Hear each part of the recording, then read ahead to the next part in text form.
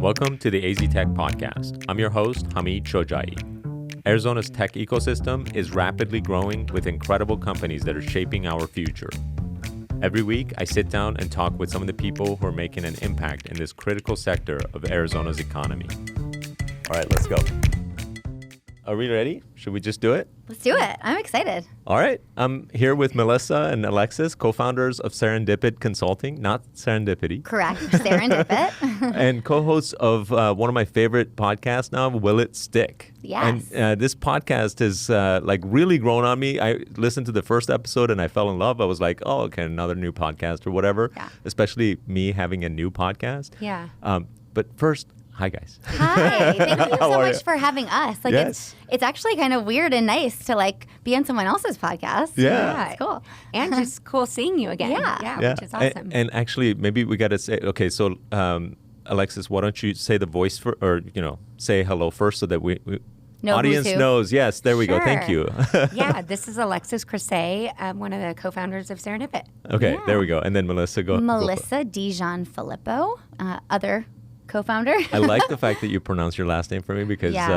I would have butchered it for sure. Everyone does. I have one of the butchering kind of last names as well. All right, so you guys have created this amazingly successful marketing firms, and we're going to talk about that. But first, I want to talk about your podcast. Okay. Why did you guys start this thing, first of all? Go ahead. Yeah, I mean, we're crazy, passionate marketers. That's the long and short of it. I mean, I'm a natural storyteller.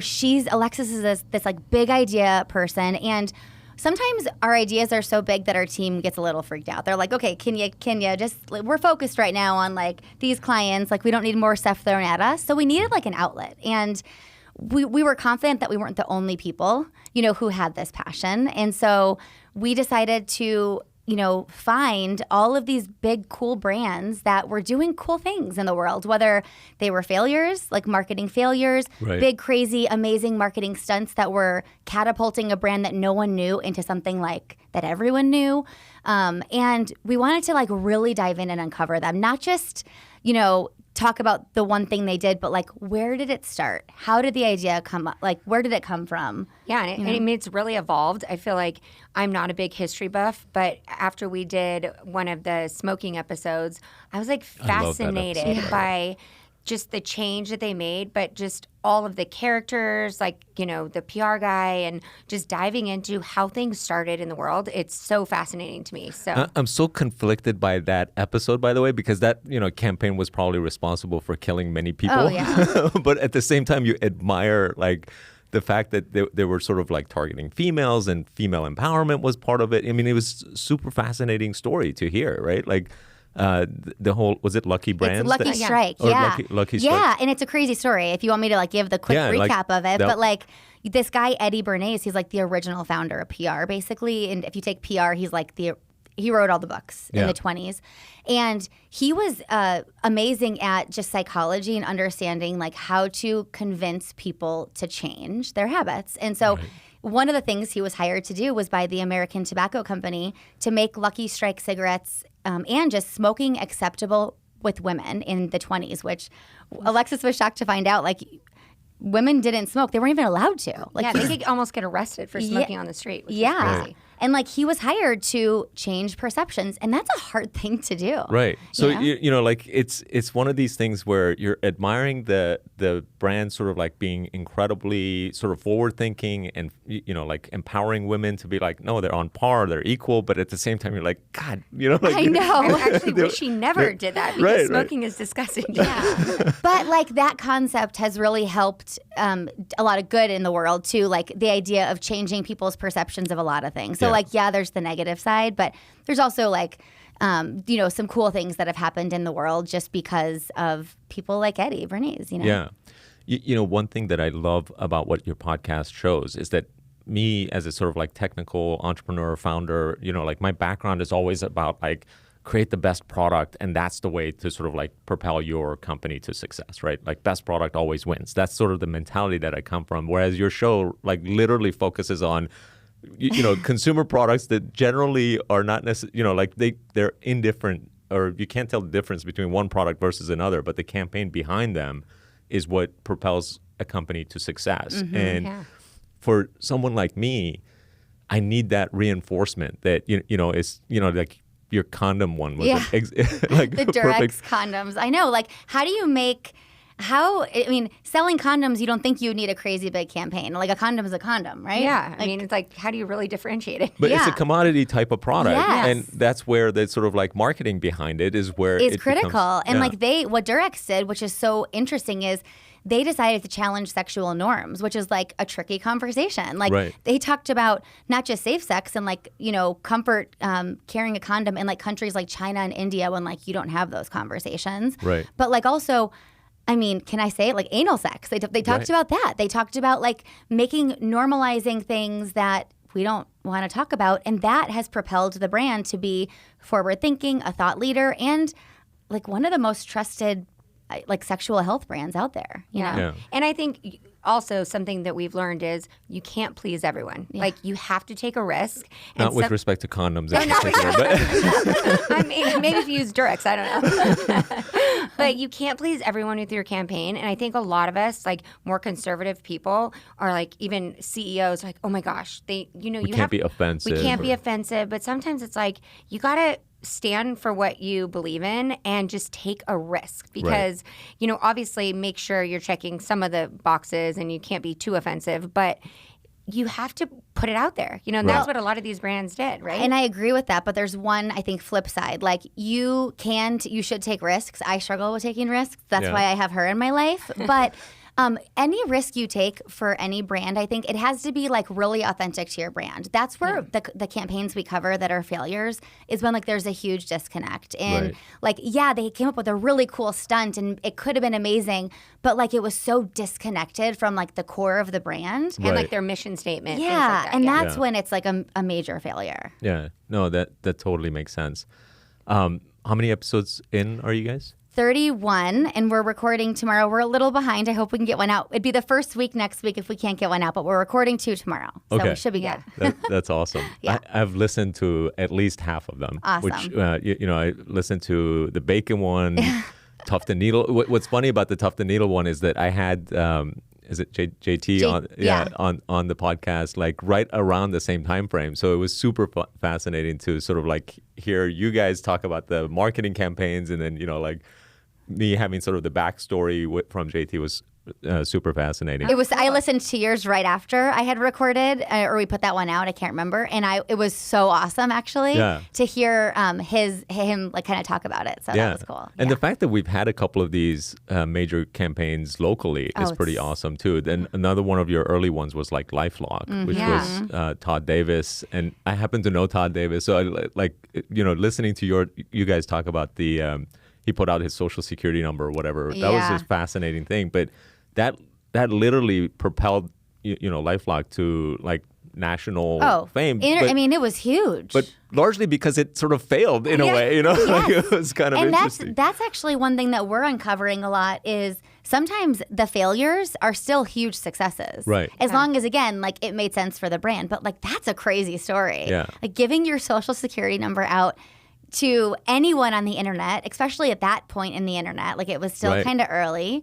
Yeah, and it's so funny because right now we like telling stories, but our goal is to like eventually do like a roundup and like bring him in because I have another friend that knows him too, and I would love I want to know what the hell was he thinking.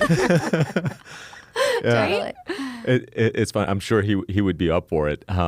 And then I also found out, I feel like I know a lot of personal details about you guys because of the banter that, so, I found out you guys are in love with Ryan Reynolds. Oh my gosh. So, if you know him, I will like take a connection. Yeah, we'll interview him tomorrow. Yeah, for sure. Yeah. That's awesome. I'm afraid that your husbands would add, they actually would probably be like, you know what? Good for you. So has the creation of this podcast also been good for business? Has that connection also happened for you guys? Or is it just so much fun to do that you don't care and you didn't try to necessarily connect it to I think one thing it's been great for business is because both of us are so like wildly inspired by the research we do. And so we are going back and sharing with our teams like success stories or random like tactics that we found out. And I think that's helped business like our clients. Like you're becoming more effective marketers as a result of like the studying. research we're doing and all of that. And I also think you're building it like intuition for like successes. Sorry to cut you off. No, that's exactly right. And I also think we are getting a lot of people reaching out that, you know, we don't do a lot of proactive marketing for Serendipit. We're so fortunate that a lot of what's coming is actually all of what's coming is referral based, but people are mentioning that our podcast when they're talking to us on our intro calls or whatnot. So that's exciting. Also, it's helping with hiring. Yeah. That's awesome. Just because like that, you know, is a crazy, I mean, we're in like the Great Resignation. And so anything we can do to help propel like our brand as a place you want to work. And if this makes future employees like feel connected to us, like I think that's really cool. Yeah. Awesome. Yeah. All right. I want to, well, before we move on from the podcast, anything else you guys want to talk about? That, Well, like, you unexpected? can follow us at Will It Stick Podcast. Yeah. You can download, She's the subscribe. I We'd love love it. for you to listen. We also would love like ideas. I mean, I've actually gotten some cool ideas from listening to your podcast for things I want to cover. So that's cool. I'd always welcome ideas too. Yeah. I take a commission fee. Oh, yeah. So where do you guys get the ideas, actually? I was going to ask you about that. Yeah. Our employees give us a lot. We do a lot of research. We read. I think a lot from me is like personal brands that I'm inspired by, like the Red Bull thing. I love I do not drink Red Bull, but I'm kind of an adventure junkie. So I always watch Red Bull TV, and I'm just fascinated by like their content creation platform. And so I just wanted to dive in, and I'm actually covering White Claw on Friday, and nice. You better bring me I love one. White Claw. So and I was just shocked by their success within a year. I mean, I'll talk about it on Friday, but so a lot of it's personal brands that I'm inspired by. Yeah. You know? And we have a whole like spreadsheet that we just go through. And as we see just cool articles come out, we add them too. And sometimes one brand will pop up and I'll be like, oh, this could be a cool roundup, or, you know, something will have more relevancy because like we just did Breast Cancer Awareness Month because it's October. So kind of push that one forward just because it was more relevant. But there's inspiration everywhere. Like I find it, I was in the airport the other day and I saw a campaign for a dating app and I was like, I covered Match, but like this one would be really cool for the future. And just you see things, you know? And I think that's how we know, like we absolutely love our job because we are always like anything we see, we're like excited about. We don't want to do research or it's really a passion for us, you know? Yeah. I mean, I think you guys call yourselves marketing nerds or something like that. Like we're junkies, we're nerds. I'm like, the traditional nerd. You guys are... Yeah, you're like the like actual like what you think of like computer nerd, and we're just like the marketing nerd. I am the kind of nerd when nerd was not cool. Now nerd is cool. It totally is. Yeah. Okay, so you guys have known each other, it seems like forever. Like, right, was it college or even before? No, after, actually. Okay. What? Yeah. Didn't you both go to U of A? No. I went to U of A, the great school. Yeah. Okay, they're great school. And did you go I went to ASU? Kent State. Okay. I'm from here, but I got a full ride. They have a great journalism school. So I went there and then came back.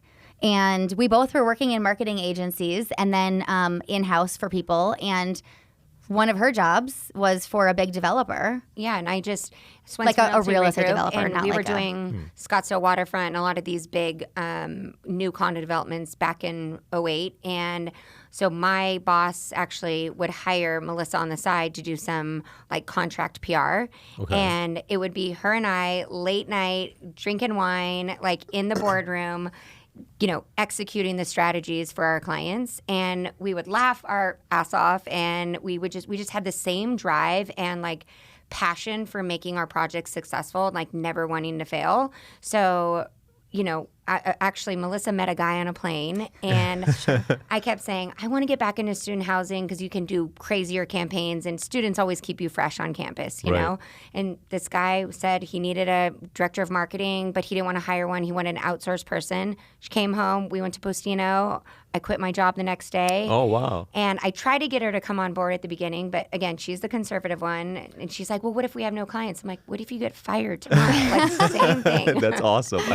I love that mentality. And I think that's something that's often missing. Like people assume that if you're working at a big company or whatever, your job is safe. But big companies are the ones that have the biggest layoffs, actually. Yeah. So that happens all the time. So yeah, and it's like it's actually riskier to be working for a big company because they could fire you at any point. When you're working for yourself, you know you have that drive and that passion to like push it to the limit to not fail. I mean, obviously some things fail, but for us, we always, our backup plan is like, okay, I was a great barista in high school, so I could go back and work at Starbucks, start my own coffee thing, and she made sandwiches at Togo's. I don't know if she'd make money doing that. I don't know why that's the one you go to. But we're like, no matter what, we'd get a job, we would survive, you know. Right, but sandwiches and coffee. Yeah. But okay, so you met this person who wanted to hire someone, and instead, like, I thought I didn't see that story sort of like flipping to you quitting your job. She did. Alexis. She was the first one. Yeah. Okay. She quit her job, took the contract, and I was working for a tech company here locally. Then it was Zulu, and then it became Zog Media. It was Jeff Herzog's company, and I was working a lot, and I stayed in that job for probably like 6 months while she took on that one client and started Serendipit with just her. And then finally, we both had, an in with another client, and I was kind of, ready to jump, and I did. And suddenly, we had 2 clients. We had a maybe 200 square foot office that a client gave us, our second client gave us out of their building in Tempe. I think Axosoft might have been like our 4th client. Oh, really? Yeah. How funny. Yeah. It's I think we were like your first tech company too. Yeah. So that takes us back so long. It's I forget what we even used you guys for. Like we were trying I remember you were you had launched a new version of was it Axosoft? It was. At the time, I think it may you have also been had called On Time or something. Yeah, Yes. and then you had the transfer big files thing. So we were just doing like more tech-focused PR projects, like kind of like short-term. For PR specifically, that's PR. what it was. And she was excited because when she first came on board, we weren't doing PR. We were only doing marketing. So Melissa and I were splitting, and that's what's so great. I think we both understand both sides of the business, and we both want to work hard. So she was like managing sending email blasts. She was writing copy. I'm prepping design. We're leasing apartments. I mean, doing whatever it took. And then as new clients came on board, it's like that was her passion because she was doing tech PR before. So I think it just was naturally a fit. Yeah. So fast forward to now, how big is the firm? How many people? Like whatever you can share. Yeah, well, we can share all of it. Go for it. 33 people, almost $5 million in revenue. Wow. I think we'll hit $5 million this year, which is really cool. And also really scary. And you guys have grown organically, profitably the whole time. Didn't take any outside funding. Nothing. We bought a building right before the pandemic. So 2019, we bought a really cool space in Central Phoenix, like uber creative 7,000 square foot building, nice. Which was a really smart decision. Even despite the pandemic, because it's just one of those buildings that like you want. And like surprisingly, real estate has gone up. Yeah. Like, even commercial buildings, which is kind of crazy. Yeah. It seems like backwards, but It is. I attribute that to her because when we first started, she was also our controller and did all the books. So if I was running that, we probably wouldn't have a business. The big idea person. Yeah. I wanted to buy all these things and do all this stuff. And in the beginning, when we got our first office, again, she was like, no, we only have this much money to spend. We went to IKEA. I made her build furniture, which that was not a good idea. And, family Did and it friends. Collapse? Is that why? We always Had extra pieces.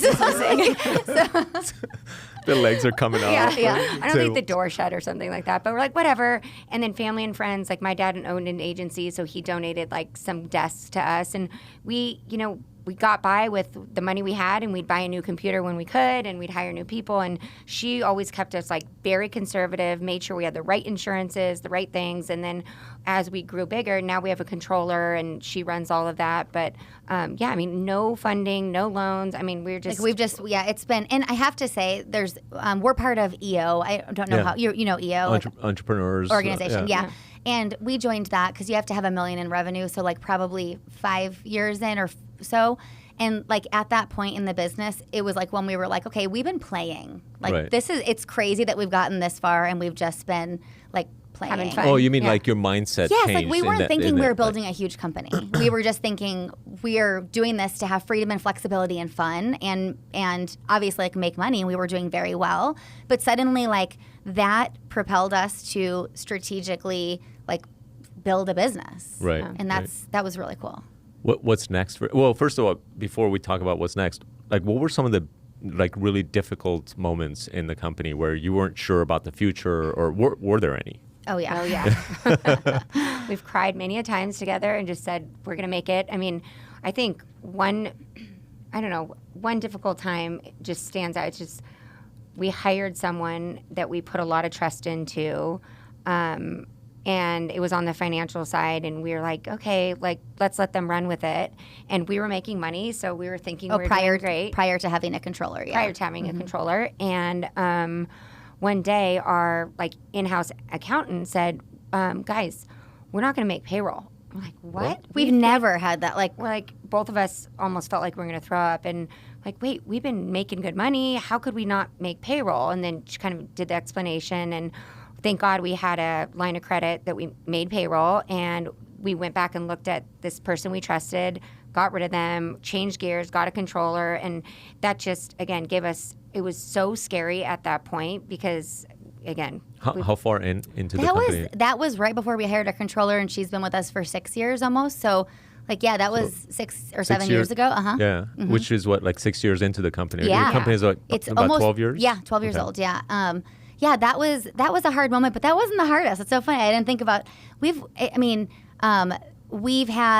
hired someone who was like a senior level person that had all this experience, way more experience than us, brought them in from another market, put a lot of faith and trust in them, and that was not a great hire. And it took 9 months to unravel the Bad stuff hires are the worst, aren't they? It's because especially when you hire somebody senior, where you want to like give them as much freedom, and you know, like because the you don't want to get the criticism that like, well, you didn't let me do my job, right? Yeah.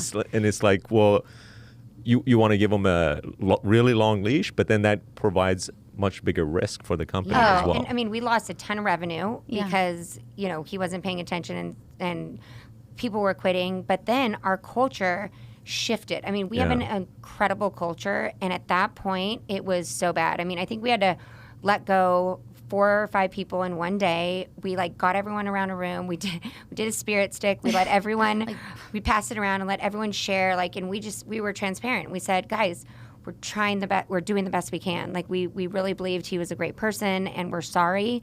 And guess what? Melissa and I are committed to all of you, and there's nothing to be scared of. We have great business. You guys are doing a great job. We're going to move on, and we're going to get past it. And it was cool because so many people stood up that day and just said, we're behind you guys. Like, we appreciate it. Thank you for being transparent. And, it took a while to change the culture and get them, not that they didn't buy in, but to get that confidence back and get a better team. But that was scary. I blocked it out because I know. Yeah. It's funny, just random, but like Lauren and I had one of those moments where literally 5 people in one day, it was like a big all-employee meeting, crying sessions, but people who supported you, it just makes you like feel so good that, okay, there's people who got your back. And I'm a really emotional person, so like I naturally am really vulnerable with my team, and I think that's good and bad, But in moments like that, it is really, I think it's good when they can see that. I mean, we started the company when we were in our mid-20s. Like, we had only worked for a few people prior to that, and we don't know what we don't know. Like, we know we have big ideas and we can like drive with vision, but we want to hire people who are smarter than us. Right. And we make mistakes in doing that sometimes. For me, that's super easy, but... You're so funny. But no, I think like your comment about I'm an emotional person that's both good and bad is very, very true, but it's, I think, more good than it is bad. Yeah. And I think that because it connects with people. Yes. Like when you're authentic, you're showing your emotions, you're like, hey, we're going to have ups, we're going to have downs, and we're going to go through this together. People, become bigger supporters and believers in what you're doing. Yeah. Okay, so what's next for Serendipit? Like, where do you see it going? Like, I know you guys have continued to have big ideas. Like, where's it? Where do you guys see it in like 5 years, 10 years? Well, it's a hard question. It is a hard question. I hated that question every time someone asked me. I think for me, what has been really cool, like COVID was hard, but again, our team just rocked it. They helped our clients pivot and come up with new strategies. While we lost a lot of revenue, we also did really well. And we put this new intention out there. Like, we want to work with clients that are our partners and that are big brands that value our expertise. And we've put that out there, and we've been getting again, all organic referrals or people like hear about us. And we've been getting these really amazing brands that have amazing people working for them that we like to, for our clients, we call them constant creators. Like we want someone that wants to challenge the norms and we can push those big ideas, but they can sit there at the table with us and be our partner and ready to like roll up their sleeves and we can do it together. So I just see for us, like continuing on that path of getting these clients that are our true dream clients. And then for us, like we have big ideas. We want to start a couple other businesses. We've built an amazing leadership team. So, I mean, we want to continue to grow, but we never want to be like a 100% agency. That scares both of us. I just think, I want to be known. We're doing awesome work. Reputation's really solid. I never want to lose that. And I think it's very easy to lose that when you just focus on growth. Right. Yeah. So unlike a SaaS product or a tech company, like it can't just be like, let's 10x everything. Like it won't work in this business. Because you need 10 times more people, and hiring is a pretty big deal, making sure they're cultural fit, all of that. Especially right now in this like great resignation. 2021 has been probably the hardest year in our business. Not for revenue. We have more business than we can handle. But to recruit and retain, we've lost more people just because they're changing their minds on what they want to do with their life. And it's hard to lose good people, not because they don't like working for you, just because they're like, I'm going to move. I want to do something different. I want to travel. Like, it's just challenging. Yeah. It has been such a weird wrench into the whole system, that like COVID thing. Obviously, because a lot of it is direct consequences of COVID, but now it's like indirect consequences of people changing their perspective on life in general. And it's very interesting. But that goes into brands too. Like that's something that I think brands need to think about is when they're coming up with some of these marketing messaging, like the consumers have changed so many things about like what they care about. Like you have to think about like, is your campaign relevant with like the way the world is today? Right. Because people they don't value like maybe lowest price anymore, or they value an experience or something. Like you just have to really think about your end consumer and like where they are today, not like the consumer they've always been. Yeah. Really. Right. Yeah. That reminds me of the episode that you guys did on the metaverse stuff, like the fact that we can now sell NFTs for millions of dollars or hundreds of thousands of dollars. Like I can't wrap my head around that. And like, what was it, a virtual dress that you were saying that if like my husband gets me a virtual dress for? There was someone who actually, a CEO bought his wife a virtual dress for $10,000. I'm like, I would die if someone spent in like a $10,000 on a virtual dress. Right. But it also freaks me out for our kids because my kids love Roblox. Mine too. And Minecraft. And for their birthday, all they want is Roblox gift cards to buy their house. But we kind of battle it out a little bit. And I see her point. She's like, but think about what they're doing in Roblox. They're like getting a job. Like my son had a restaurant the other day and he closed it because there were too many people and he's going to give bad service. I was like, I'm so proud of you, Kaden. He's like, I got to close my restaurant. I can't get enough waiters. I got to go get some more waiters. And so they're actually thinking like in real world terms and learning how to buy houses and buy cars. So it's cool, but it's also challenging for me, for my kids to be like wanting to be on the iPad all the time. Yeah. Well, that in itself is like a huge challenge. Just like the screen time with kids, it's impossible. The other day, I had like my daughter had like spent 7 hours in one day on TikTok or whatever, and it was like, what do you do with that information? But the fact that they want to spend money in these virtual environments as if it's real, that just blows me away. And it's like buying a dress that costs more in virtual environment than the real life. Like that doesn't. What do you have to show for it, right? Yeah, exactly. It's something we can't wrap our heads around yet. But like this is the way it's moving. Right. Like this virtual AR, VR, and like spending money in virtual worlds is like this is a big opportunity. It's crazy. It is crazy. It just seems like the world is moving towards this sort of like crazy. Things that I don't fully, even as a tech person who kind of understands what's going on, but like I'm like, these things are just bits, zeros and ones, and you're not like actually there's nothing to There's touch. nothing to feel. Right. Or like it is so But interesting. And it has no them- usefulness, Yeah. like it's just appearance of a character inside of a virtual environment. But the weird thing is, to them, it does. Like, Right. my son bought a Ferrari in Roblox, and he was like, you know how much money I had to save and how hard I had to work to buy that Ferrari? And I'm like, okay, but I gave you literally got $50 for your birthday, and you spent it in 2 seconds. Like, it Right. just went into, you might as well burn money, Caden. And But yeah, to them, they don't see it that yeah, way. he's Right. like, no, Mom, it's really cool. I'm not selling my Ferrari. I'm like, okay. Also, I don't know what your kids. You have a daughter, right? Yeah, my daughter's into Roblox, and my son is now sort of coming out of video games and into anime. So Okay. Oh, cool. Well, my daughter, her career path, my 9-year-old, is a TikToker. Apparently, Oh. that's a thing that the kids like. That's what they think is a career, and maybe it is. Well, that's what I was going to ask you. Is that okay? Like, I don't know. I mean, like, know. because isn't it like kind of sort of deciding to be a celebrity or something at Yes. an early age that Yeah. like I'm going to be, I don't know. Yeah. It's funny because of the small number of percentage of people who get to be celebrities, then the opportunity to actually make a living in that way is really low. Yeah, So, but like if you think about when we were little, like like what we wanted to be or what we looked up to, like I try to remember that when she says something like that. 'Cause yeah, I you think, don't want to like, crush it. Yeah, right? but I'm always yeah. like, what's your backup plan? Yeah. But like if she, Actually, that's a great way to. yeah, put and it. we do joke about it, but like we do talk about other things because that could be a fun hobby. And I also encourage. I don't let her have a public TikTok, but she's on it with restrictions, so she can post content and she creates, and only 5 people can see it. You Yeah. know, My and daughter's the I'm same like, way. create.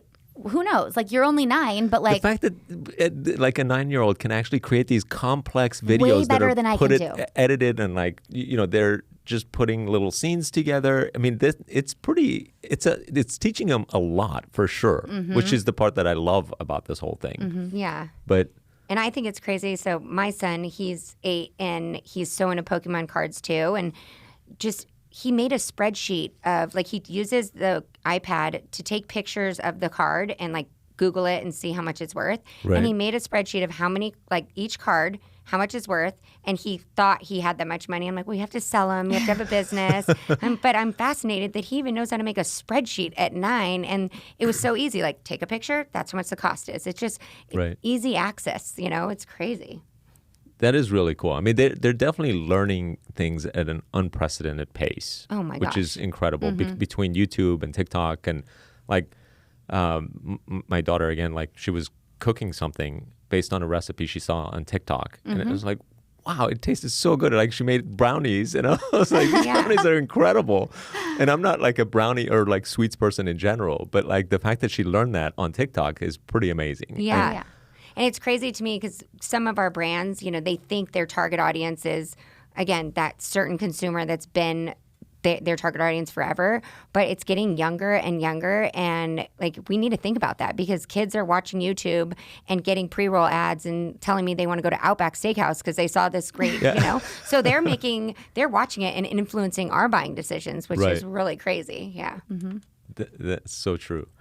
Yeah. So, it's interesting. How do you guys think about like brands promoting their stuff in these ways now? Like, because the way they're looking at it, the brands are looking at it, is that if we can get someone at an early age, they become a lifelong, Bud Light drinker or whatever, like Red Bull drinker, and that lifetime value of the customer is enormous, right? Enormous. Many thousands of dollars per person.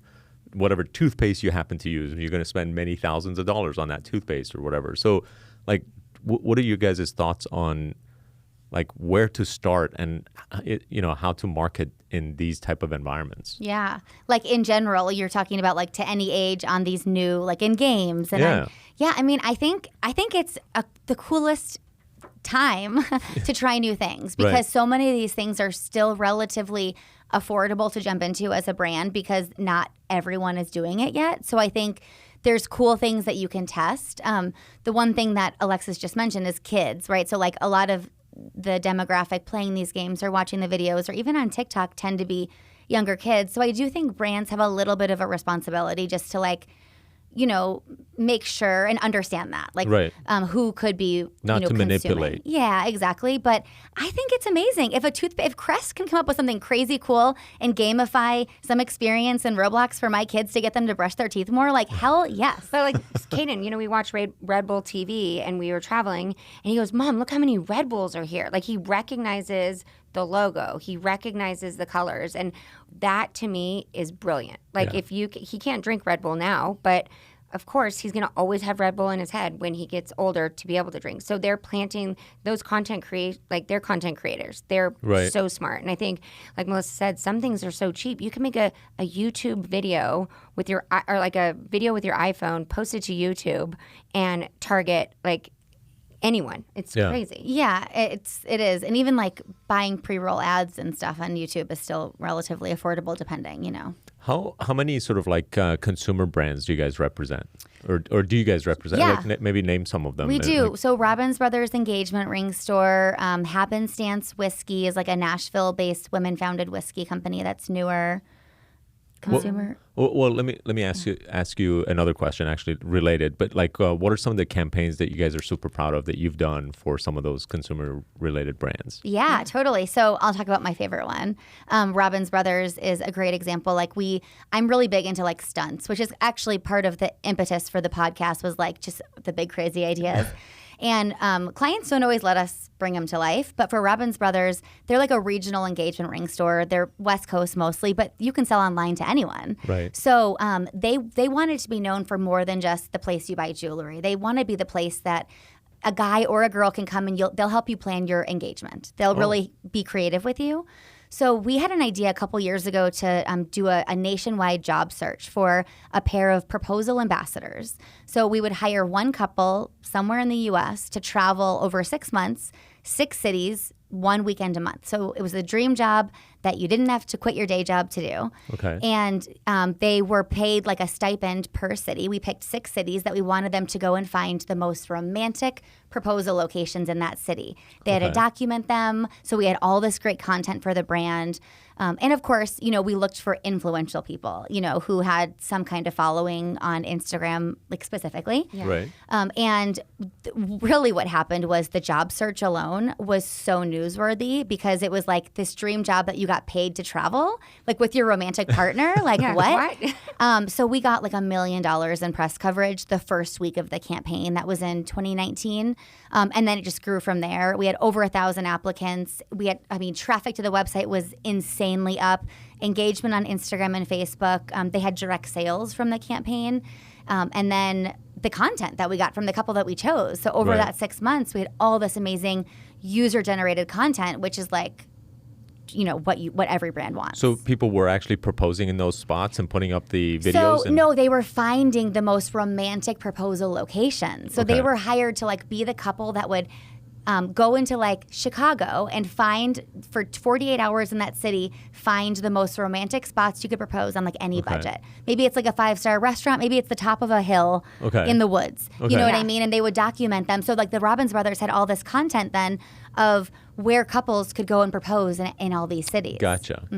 And then did you guys ever get actual couples who were proposing in those locations? We didn't in that campaign, but we've used for that brand a lot of our PR around couples who actually want to propose, and they do it on news stations and on camera. So like every media outlet loves that, you know? Yeah, I love it. Like extravagant proposals. Cool. Yeah, totally. But we love that kind of stuff. And we're about to do a new stunt as also for a client. I won't say the stunt, but the client is Get Your Nest. It's a tech company that they're here locally, eventually have on your podcast. Okay. They're real estate tech. So they basically they'll buy your house only, not sell your house. Cash offer, basically, all app driven. You can see it on demand, all the houses. It's really cool. But we're going to do a cool stunt for them soon. So watch out for that one. I like that. Yeah. What's one of your favorites? Alexis? What's one of my favorites? God, Are you going to say Salsa Sensations? Oh my God. Salsa Sensations was insane. What are some of the big ideas you've had that Melissa shut down? That's what I want to know. There's so many. There's so many. She's always like, no, you're crazy. Oh, I'll tell one for Dry Bar, because we do the PR for Dry Bar in Arizona and some different regions. But they're opening a new location in Tempe, and I wanted to host like a sailboat race, kind of like the big sailboat race. Like a yacht race on Tempe Town Lake? And I wanted it to be a sea of yellow, and then I wanted it to be like balloons and different like stations and just flood the lake with yellow sailboats. And she's like, because Dry Bar is yellow. But it's because the Louis Vuitton cup, the sailing cup, has generated so much buzz and so much PR, and it's like a high-end brand. And Dry Bar it's not super high-end, but it is a luxury brand. And so, I wanted to do that. My wife is a customer. A lot of Anna's a customer. Good. Yeah, she loves it. That was one of them. I mean, I come up with a crazy idea every day that she shoots them. She's proposed music videos, like full-scale music videos to me. I mean, the proposal thing, I wanted a guy in our office to propose to his girlfriend by parachuting out of the sky. Like for the client. Like for the client that we would film it. I'm like, I volunteer Andrew. And he's like, what? I haven't even wanting to propose yet. Like, don't worry, Poor Andrew. guy. You'll do it. That's funny. So, I mean, there's so many crazy ideas. One way back in the day when we first started, it's like where our crazy ideas started, like, really coming to fruition is our second student housing client they had a leasing office like way down Apache away from ASU. And I'm like, you guys aren't leasing because no one knows where you are. Like, how would anyone, and it's kind of in the ghetto, like, why would anyone drive down here when you're selling That was luxury? before there was like 18,000 student housing complexes. Yeah. You're dating yourself. Oh, sorry. That's way back then. But and that's about my time, too. Like, so I totally get it. So I was like, you know what, you guys? We need to be on campus. We can't afford a leasing center on campus, but we need to be, like, in their face. So I proposed this idea of, like, let's rent an RV. Let's deck it out, like, the way the apartment would be. Let's wrap it, and then let's do, like, mini pop-up events all around Tempe. Okay, the client bought off on it. We spent $10,000 to wrap the RV, and then Melissa's like, "So who's going to drive the RV, Alexis?" Oh, I think you guys mentioned this on one of the podcast And like, where are you going to park it? We're gonna park it. I almost got arrested twice because we parked it in the wrong place. I convinced my brother to drive it. Yeah, and then we didn't realize we were having people use the bathroom, so we had to go into some random trailer park and figure out how to dump this RV. Thank God one of the students that we hired had a family that had an RV at that point. But we leased. But I mean, 99% pre-leased in 2 weeks. Wow. I mean, we crushed it. So Yeah. It That's was awesome. good. But now I know, like, I got to pull permits. I got to think where I got to park. I got to have a driver, all the logistics. That Now come you know into all the that. reasons why you wouldn't do it. Oh, I would never do that again. Which kind of sucks. That's why being young and naive is why Totally. you can like make the biggest and best companies, and because you're too stupid to know how like impossible things are. Yeah, right? which is, there's a beauty to that. Yeah, for sure. first, I mean, like if it wasn't because of that, you wouldn't have most of the products we have today because it's so difficult. And once you know the difficulty, you're like, no, it's way too hard. Yeah, it's not worth the risk. Yeah, exactly. Yeah. So, what do you guys do for fun? What do you do in your spare time? Spare time is right now only Will It Stick, but no, I love to travel. Like I just got back from Chicago. We go to Hawaii. We're building a house, so I guess that's kind of spare time, like fun. Yeah, a lot of fun. Yeah, almost divorced with your. Yeah. husband, right? Yes. Every time we built a house, it's been always very crazy. stressful. Yeah. But travel is my favorite thing. I love to read. I consume a lot. I mean, I listen to so many podcasts. Is that a new thing? Because I started listening to podcasts after I started. Oh, really? No, I got in. We started Will It Stick probably because I was like, can we start a podcast? Because for probably 2 years, mostly like crime podcasts are my jam. That's like my personal, like, I don't want to think. I just want to like put my earpods in and like vacuum or like. Did Serial get you into Serial? that? That was my first that I got into it. And now there's just morbid, crime junkie. I love all the investigative series. I'm listening right now to one called Murder in Alliance. It's about a crazy murder in Alliance, Ohio. It's just like, I like when they really dive in. That freaks me out. I can't listen to that. I'm like, because I live on the canal and I always think someone's going to kill me. Like do you run on the canal too? I run on the canal. I love it. I'm more like I like to travel too, but we're really outdoorsy. We have an RV. We just got back from, we bought some property in Colorado. So we were riding dirt bikes, building forts. Nice. I'm a boy mom. I have 3 boys. So I have to, get dirty, but it's so fun. I mean, we love it. We love hiking, snowboarding, all that fun stuff. You're the outdoorsy type of activities. Yeah, That's awesome. but I also like to go to nice dinners and shop. So shopping's my other hobby, but can't do that all the time. So considering how much time you guys spend together, like, has there ever been like points in time where your relationship has been super rocky, or like, I mean, I suspect that there has been. So let me like make that assumption for a moment, and you guys can correct me if I'm wrong. And then, like, what would your advice be to other duos who are doing, a startup together? Because one of the awesome things about starting a company with two people, especially as different as you guys are, big ideas, more practical, blah blah blah, that balances actually each other out really well.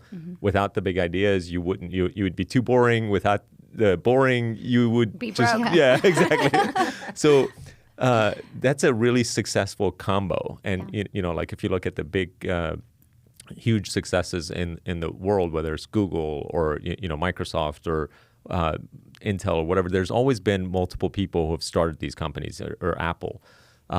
What talk about some of those ups and downs a little bit, and then like how you guys go about dealing with it. Yeah. We are like, I always say we're like the most productive marriage you could have. Like, of course, we're both married to spouses, but like the way that Alexis and I, we don't always agree. For sure, had many rocky moments, but we're so good at, like, I don't know a better way to say it than like duking it out productively in the moment and coming out with a decision and an agreement to be aligned. So our team has for sure seen us not agree. Yeah, they used to say mom and mom are fighting again. Our moms are fighting. But I think it's good because they see it's productive. It's never like catty or anything. It's productive disagreements, and then we're always so aligned. Like whoever comes out as like who was right and who was wrong, we both agree to be on the same page.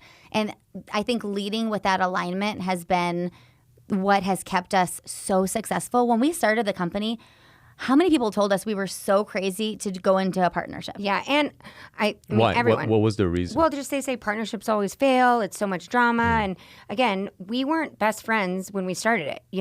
Which I also think is good because I think a lot of people are really close with someone and they are aligned. They're very similar and they're like, okay, we're going to start a business together. So I think that's really risky because sometimes you're both thinking the same way and you both want to, you want your idea to win. And then your relationship can really suffer. I think we've built our relationship on like growing pains, on fighting.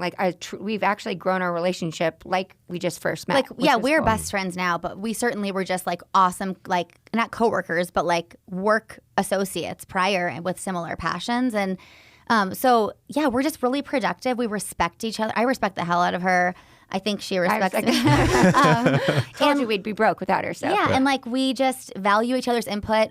Sometimes we cross lanes, but we call each other out on it, like when it becomes a problem. I think for us, really, we've always, in the beginning, again, we're both doing everything we could to run the business. Then we really decided, like, she's the PR side, I'm the marketing side. And again, we both respect each other's knowledge and ideas and how we run each other, like, our sides. Right. So I think staying in our lanes has really, really helped. And like she said, anytime we cross over, like, we'll call each other out. Or we challenge each other. It's crossover for a reason. Like, hey, are you thinking this way? Have you thought about this? And what we've learned in EO is like experience share, not telling someone what to do. So like we often use that too. We just share experiences. And I think, this is because of me, but don't go to bed mad.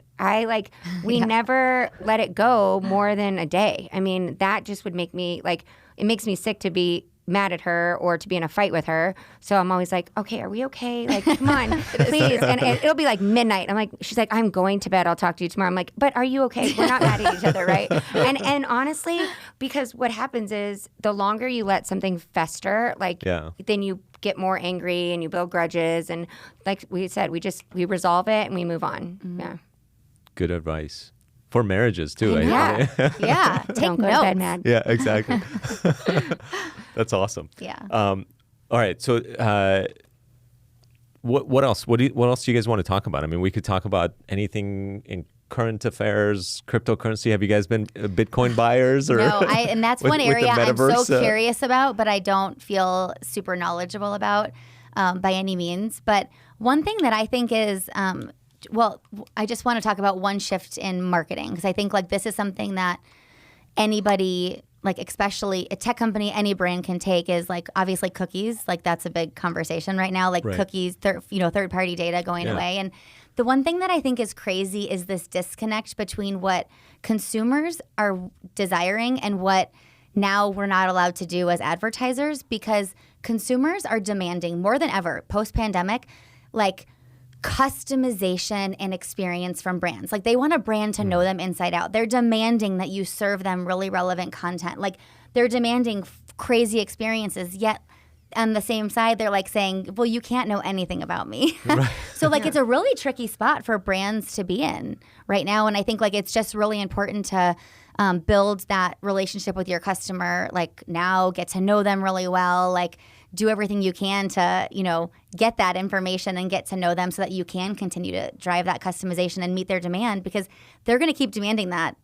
And if you're relying on that third-party data to serve them ads and like find out what they want and need, like you're screwed. And basically. Especially this next generation. I mean, they want transparency, they want it customized, and they want it now. Like they don't.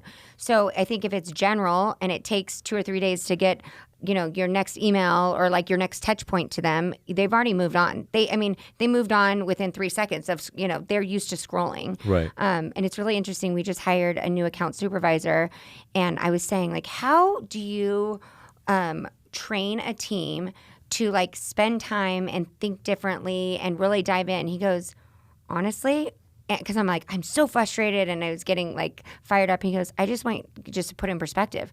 They've been trained that way since they've grown up. Like this generation, they scroll, they touch, they get it this way. Like, so don't fault them for that, because that's how their brain works. So you have to literally retrain them how to consume knowledge or how to operate an account, because it's not get it, move it on, move it out the door. Like you have to spend time, and why it's valuable to do that.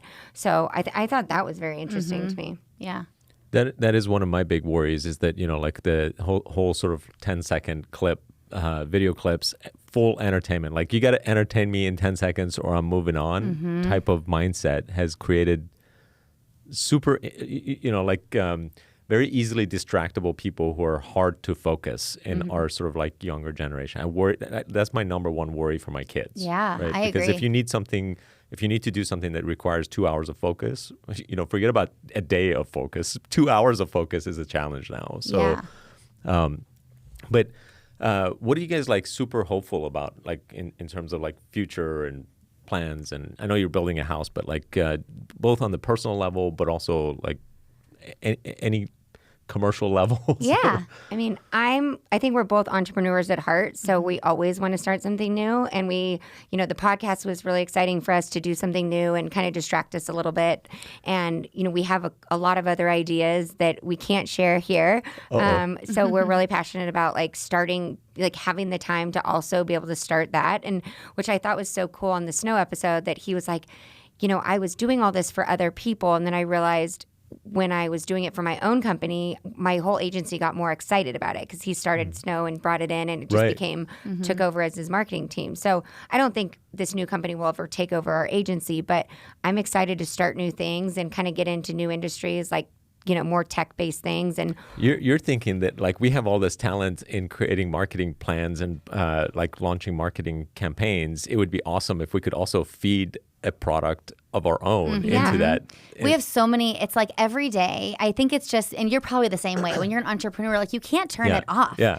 Every day I'm like, I have an idea, and 10 of the ideas I've had in the past 10 years are already being done successfully. I'm like, just because you can't stop innovating. And so we have a few things that like we would love to do, and we know we have what we've learned at Will It Stick podcast is like it's just marketing. Like honestly, like the product could totally suck, but like if the marketing's amazing, I jest a little bit, but we know we can market the hell out of anything. And so we're excited when we get a minute to do something else, to see what we could do with something else. when my superpower of stopping time actually like happens. Because you also don't want to be distracted with, I totally get it. But you know, the point that you made about entrepreneurs sort of like not being able to turn it off, that is the worst, because you walk into a coffee shop and you're like, you know, how many people per hour is going through this place? Yes. And you're like doing the math and like, I could do a better job here. The other day, actually, my husband and I were like, we couldn't find good churros in Arizona. Like, I love churros. I don't know what it is. I just love them. In Mexico,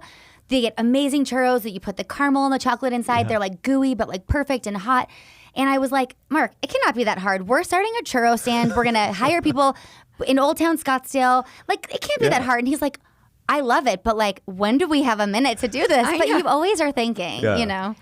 Yeah. And I'm the same way about like being an entrepreneur, because customer service is like so dear to my heart. And it's so hard for me not to like go to a business and analyze every piece and then like tell the business owner. And we actually went out to dinner a few nights ago, and it was 4 hours to get our food. And just imagine, I have 3 boys under the age of 8, and then we actually had 6 more with us, all boys, who are, I mean, they're like jumping on the walls. At one point I'm thinking, they might peel the wallpaper off this restaurant. I don't know what to do. And then I actually complained to our waitress, and then the owner came over, and I said, I just want to tell you something.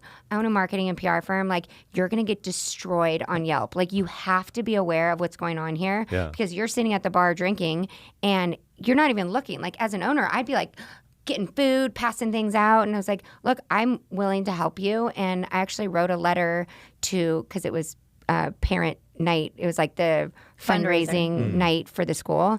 And that night, I mean, it's like we didn't get home till 10 o'clock, but I wrote an apology letter to the school on his behalf, and he approved it.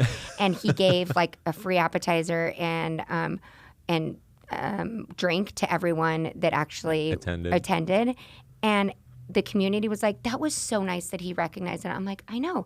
That he just apologized and said, like, I'm a business owner. We're short-staffed.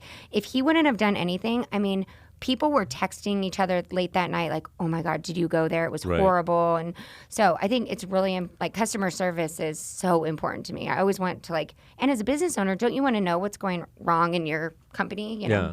What's funny is that I remember an old study of that, like Disneyland had done, where they surveyed the people who were like leaving their parks, and you know, like getting a baseline of like how are people rating their experience, like a net promoter. Yeah. So and then the interesting part was that people who didn't have any incidents, you know, rated Disneyland. I forget what the number was, but let's say X, and people who had an issue usually rated them even higher because of the way that issue was handled by the Disneyland staff. And that's where, you know, customer service is such an important aspect of every business, and I think it's very much underrated. Restaurants is like a perfect example of where they forget how important customer service is, or some of them do. Yeah, and but right now it's like everyone's short-staffed, right? And we went to dinner a few weeks ago, and the waiter, he goes, you guys, I just want you to know, you got to bear with me tonight. I promise you I'm going to do everything in my power to serve you the best I can, but it's me and this other guy. And the restaurant was packed. And he goes, and if at any point I'm not serving you properly, please let me know, and I will help somebody else. Because you're now like feeling for that. Yeah, I know. I was like, and we just started talking, and I mean, it did take 2 hours, but we never once said, God, this is taking too long. It's just like never assume that the end user knows like what's happening. Like, it's always get ahead of it. Like, communication is so key in any situation, really. But you can't over communicate.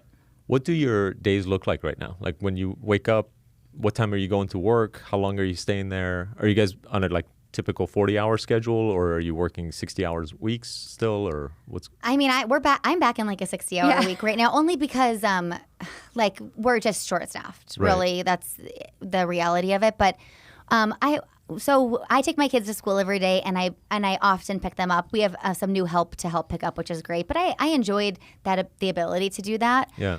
But yeah, I typically get in at like 9:15, and then I'm there until 3 when I have to pick up my kids or so. And you're about the same, right? Yeah. I think I'm waking up really early and just trying to knock out some things before anyone wakes up. Work out. Take my kids to the bus or to school, and then same thing. I like to pick up my kids, but my kids like to stay in aftercare because I guess there's activities and snacks, and so I get to stay and not pick them up until 5. But then I take them to after school sports, and so I feel like I'm probably in 40, 50 hours, but we're about to be more. And you mentioned you're like coaching your kids' soccer games or something? Oh yeah, I got roped into that. I was like, and my husband looked at me. He's like, "Okay, please don't ever complain that you're busy because you do this to yourself." Like, why are you now? You have to learn how to say no, right? I know, but that's like I played soccer in college, and it was a passion of mine. Probably not to teach 5-year-olds or coach 5-year-olds because that is like a training in itself to be patient with them. But yeah, it's fun. That's incredible. Like, is it really? I mean, it's got to be really tough being moms and trying to spend time with your kids, and like. I feel like dads have it a lot easier in that respect, but I appreciate you saying that. Yeah. But I don't know if that's always true, but like I feel like I was telling my husband the other day, it's like I don't know how else to explain, but like as a mom, we just carry all of the things. Like we're running the business, and I feel like I have 33 children at work, which they're awesome children, but I have, but I'm remembering like the school activities. I get them to cheer. I know what they have to have for lunches. I'm thinking of the next travel and packing for them, and it's like the schedule of the kids. I feel like the moms are much more involved. At least it is that way in our household. Like Laudan is like all over that, whereas I'm much more like let them figure it out. But she can't let go of that, and and is very, very involved. And I'm super thankful that she's doing that. But it puts an additional burden on her that like I think moms have a natural tendency to want to do that. So like balancing the kids' work, how often is that a challenge, right? Like daily. It's every day, yeah. And I find myself like my problem is the phone, it's so accessible just to like check your email. And I am OCD with like, I don't like things going unresponded to a fault for sure. And I don't want my kids to learn that like, when you work, you have to be on your phone every 5 seconds, and or on social media checking meaningless things. So I'm actively working on setting time aside to like not be connected. And I get in trouble because no one can find me because I like leave my phone in the other room. That's why we're so great together, because like she just is like, why do you care so much? Just let it go. I'm like, I care, but we have our watches on. Like people can like get access to us at all time. And it's like this weird guilt when like you don't respond for me, when I don't respond right away. Yeah. Just because I'm like, well, they know that they can get me. And I can if she doesn't answer like the first time I call, like the first or second ring, I'm calling her husband, like, is Melissa dead? Is she okay? And then she calls my husband, like, I've been calling Alexis for an hour. Like, I was playing a soccer game in the front yard. Like, I had to be on a team. Sorry. So yeah, we're totally different, but that's what's so great. So like we just totally balance each other out. Yeah. Are your husbands also entrepreneurs, or are they? They are, both of them? Yep. Okay. Yeah, her husband, he was for years. Now he's our creative director. He's had his own design shop for years and years and years, and he now is part of. He's our team basically. Okay. Does he report to you, Melissa, or like? So it's so funny when he joined. We just recently put him on our leadership team because it is a struggle. Like it's her husband. But I kind of feel like he's my husband too, so it's really just as awkward. So no, he reports to it's like not even reporting to, like our director of client service is awesome. And so she's his counterpart, let's call it. Because like accountability partner, yeah. Really. So we don't necessarily manage him, but we do make the decisions. So yes, we do.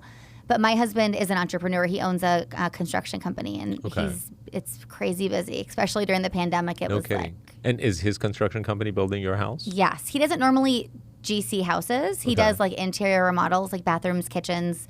But he is doing our house, and he's totally crushing it. Like I have to give him all the props. Just it's been on schedule. We should be moving in like end of January. So. Wow. Yeah. Being on schedule during the pandemic is insane. Because I've reframed the schedule. Because it took a year to get permits because of the pandemic. Right. But the new schedule, he's on. But if even that would be amazing, because cost of everything has gone through the roof, and then people don't show up. I mean, we've had small projects, and it's just been like crazy. Yeah, he's lucky. He has really good relationships with all the subs, and so he's on it. He's on the schedule every day. But I'm excited. That's been a huge undertaking for him, and he's doing such a good job running a business and doing that. But both of our husbands too are like super involved. Like I laugh that her husband can like get the girls ready for cheer, do their ponytails, like get them all cute. Like my husband, they do their own ponytails, but yeah, he does. But he's like super involved. And my husband, he grew up with a dad that worked so hard, and he was so appreciative of it. But his dad was never at any game, and his vow is like, I will be at every practice that I can. I will be at every game that I can. Like, and so he wants to be super involved in their sports and show up for them, and he'll work till 3 a.m. to make up for it, but he would rather be there. So we're lucky that they're super involved dads, which is so cool. awesome. Yeah. They get it too. They're just Super like, moms, super entrepreneurs. I'm so like, first of all, it's so good to see you guys again. I haven't seen you guys for like 10 years or been a something. long time. It's been a long time. And but I've been listening to your podcast, and I feel like I've known you better than ever before, because we only met a couple of times when Axosoft hired. Yeah. And it's been such a pleasure getting to know you guys. Yeah, same. I mean, it's like a joy to reconnect through like that medium. It's just so random. I mean, but it's really cool to be a part of this, and you're doing awesome things for the tech community here. So I'm excited for you. Thank you. Thank you. Thanks for agreeing to be on. Of course. Thanks for having us. Yeah. All right. We'll wrap it up here. It was a pleasure. Pleasure. Thank you. Thanks, Hamid. Yeah, of course. All right. You made it to the end of the episode. I would love to get your feedback, so take a moment to leave a genuine review in your favorite podcast app. That also helps us reach more people.